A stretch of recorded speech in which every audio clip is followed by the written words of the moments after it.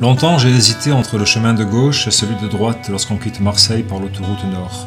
Ma mère et la mer d'un côté, la montagne et mon père de l'autre. L'un lié au village de Pras, l'autre à la petite ville d'Agde, et dans ces deux endroits, nous passions alternativement un mois chaque été. En remontant la généalogie jusqu'à aussi loin que les sites généalogiques le permettent, c'est-à-dire très loin en fait. Du côté de mon père, ce sont des bergers, des paysans d'ici, voilà. Et mon propre grand-père, il a été berger dans le massif de l'Estro pendant quelques années. Mon cousin Jean-Claude, qui a fait la transhumance avec son propre père, qui lui partait de Soliespont dans le Haut-Var jusqu'ici, jusqu'au massif de l'Estro. Donc c'était une des branches de la route qui venait à pied jusqu'ici. Et les nuages de mouches qui vont avec et qui envahissent les maisons. Et voilà. Du côté de ma mère, ce sont essentiellement des navigateurs, des capitaines au long cours qui ont sillonné le globe, qui sont partis en Extrême-Orient, en Amérique du Sud.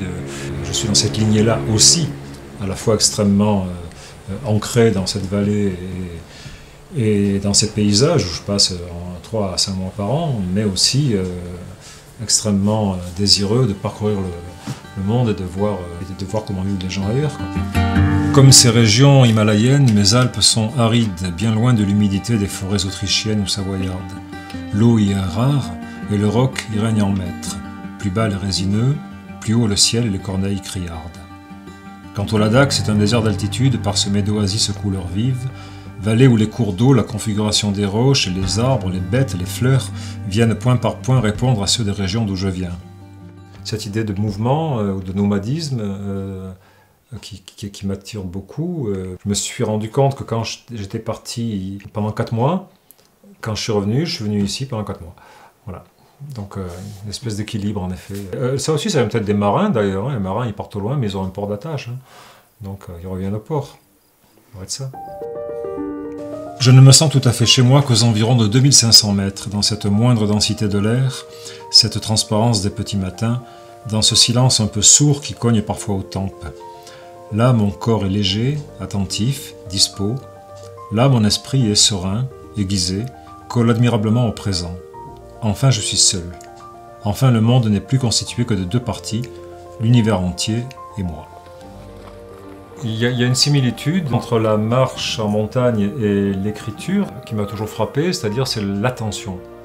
En montagne, on est attentif à l'endroit où on met son pied, on est tout entier dans l'instant. Quand on écrit, c'est pareil. On est totalement plongé dans ce qu'on fait, on est dans une concentration, une espèce de verticalité. Pendant qu'on marche, on a aussi une espèce de regard d'aigle en même temps qui fait qu'on se voit soi-même minuscule au milieu de l'immensité. Donc on est à la fois plongé un élément infime au milieu de l'immensité, mais cette immensité on l'aperçoit en soi. Donc il y a un effet de zoom perpétuel, quoi. Et ça nourrit sans doute l'écriture, mais après. Je suis écrivain, donc c'est comme ça aussi que je procède, c'est-à-dire que les expériences, je les vis, bien sûr, et puis après, en les couchant sur le papier, finalement on les revit, on les organise, et puis on les pense mieux. On est sur la trace d'une pensée, comme un chien est sur la trace d'un lièvre, mais pour la saisir vraiment, il faut la mettre par écrit, sinon on les éprouve, mais on ne les pense pas réellement. Mais quelque chose me souffle que c'est la condition peut-être pour que ce que je nomme mon lieu propre conserve son statut d'objet inaccessible et désiré, d'aléatoire endroit où l'adéquation entre moi et moi serait enfin trouvée et atteinte à cette conscience aiguë, plus haute, mais illusoire sans doute, du monde.